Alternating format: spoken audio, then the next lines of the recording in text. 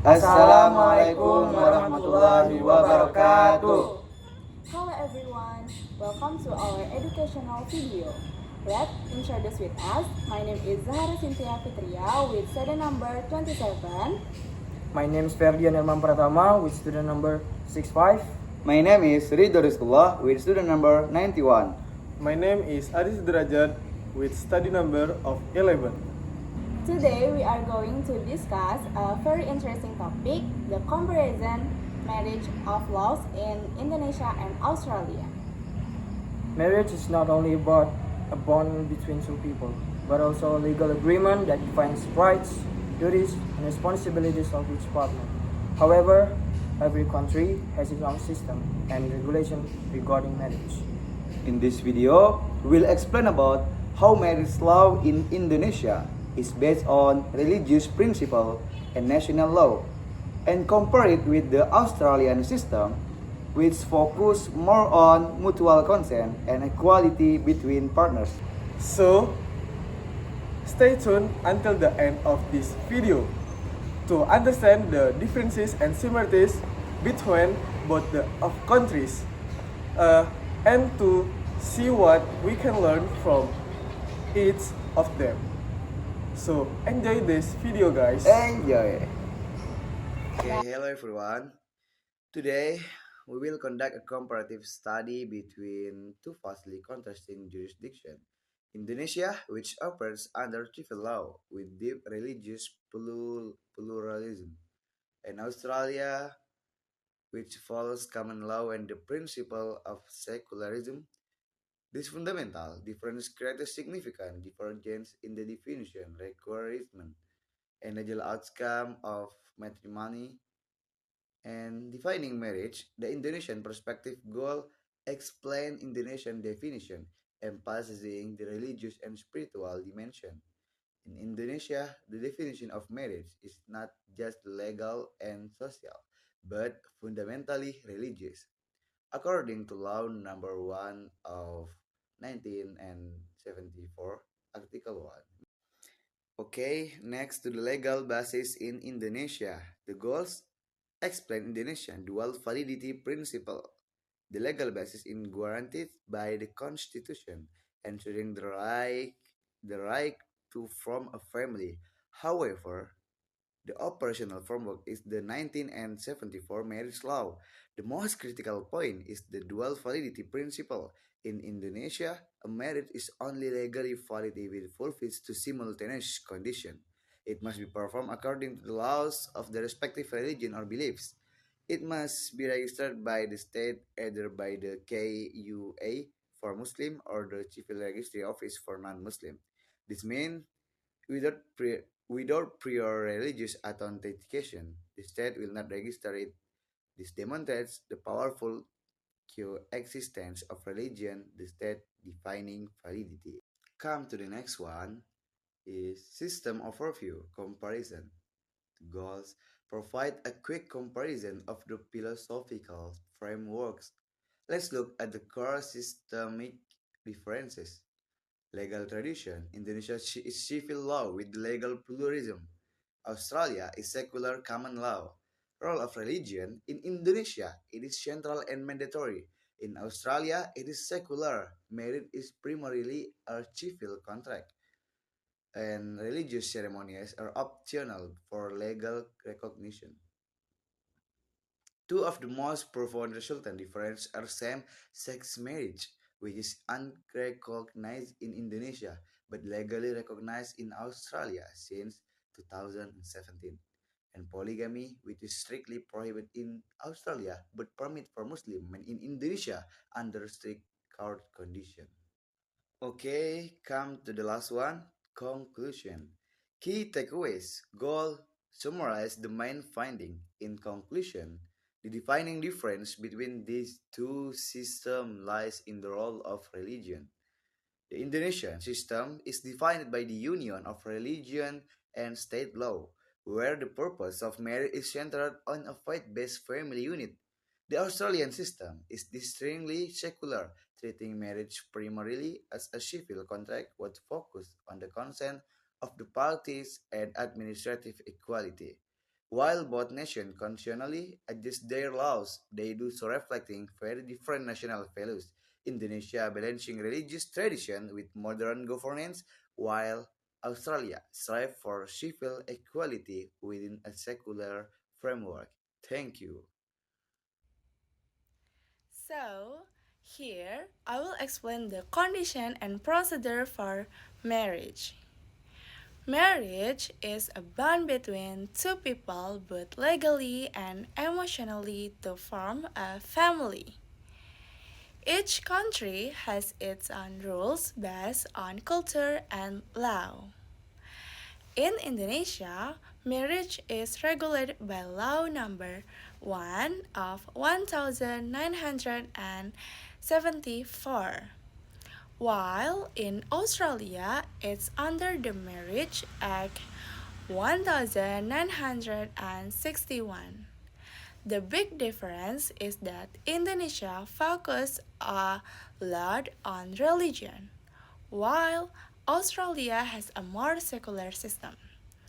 For example, in Indonesia, the minimum age for marriage is 19, but parties must agree.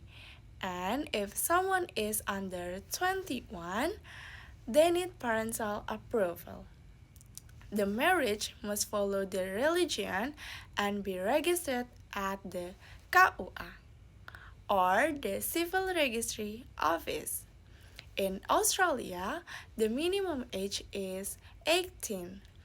Both people must consent, they cannot already be married, and they must submit a notice of intended marriage at least 1 month before the ceremony. The ceremony can be done by a licensed celebrant or religious official and must have two adult witnesses.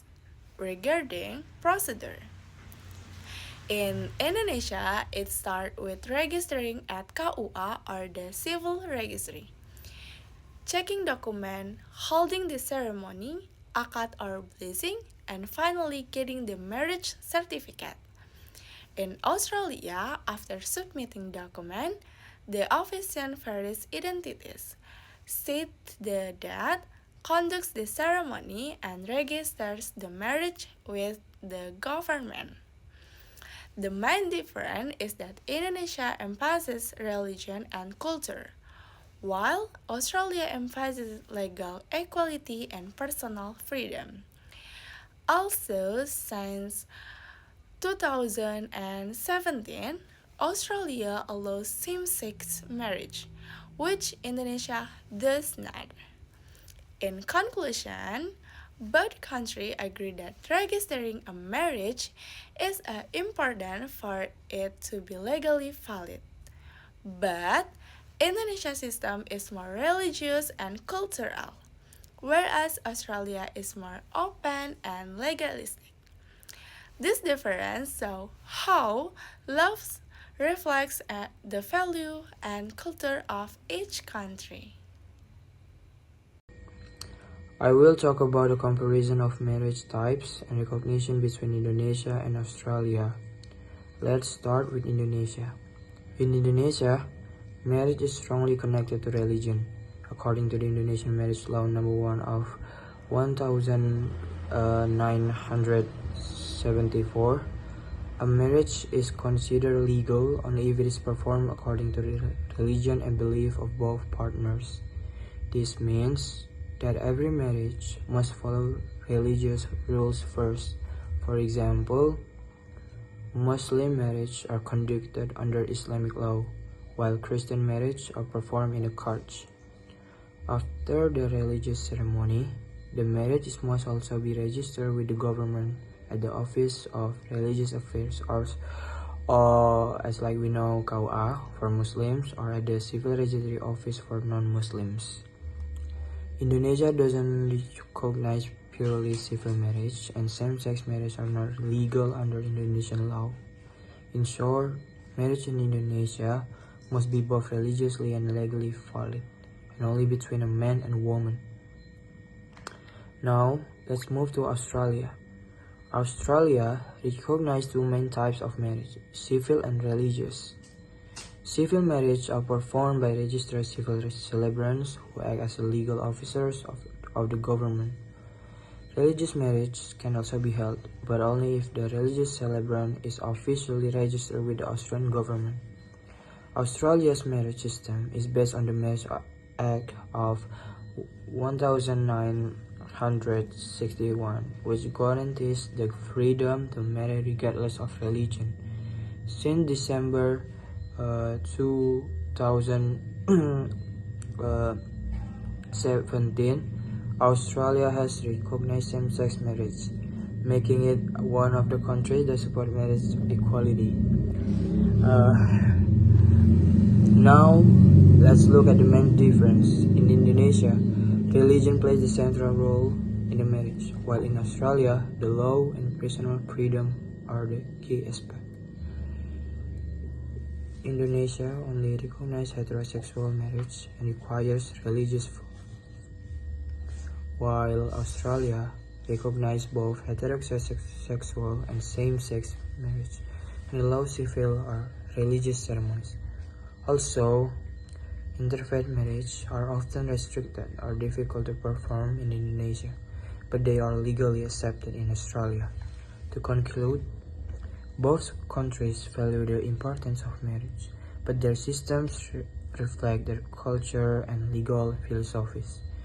Indonesia emphasizes religious harmony and moral tradition, while Australia focuses on individual rights and equality under the law. Thank you for listening. In Indonesia, marriage is a very important part of life. It is not only about two people, but also about their families and their religion. Most marriages in Indonesia follow religious and cultural tradition. The husband is usually seen as the head of the family. He has the duty to protect his wife and children and to provide financial support from them. The wife often takes care of the house, cooks, and looks after the children. However, both husband and wife are expected to love, respect, and help each other in all situations. Indonesian law also say the both partners must be loyal, honest, and work together to build a happy family. In Australia, marriage is based on equality and freedom. Both partners, husband and wife, or any couple, have the same legal rights and responsibilities. They share decisions about money, property, and children together. There are no fixed rules for men or women in a marriage. Both can work, both can do house chores, and both can take care of the children. The government also protects each person's right through family law, especially if there are problems like divorce or child custody.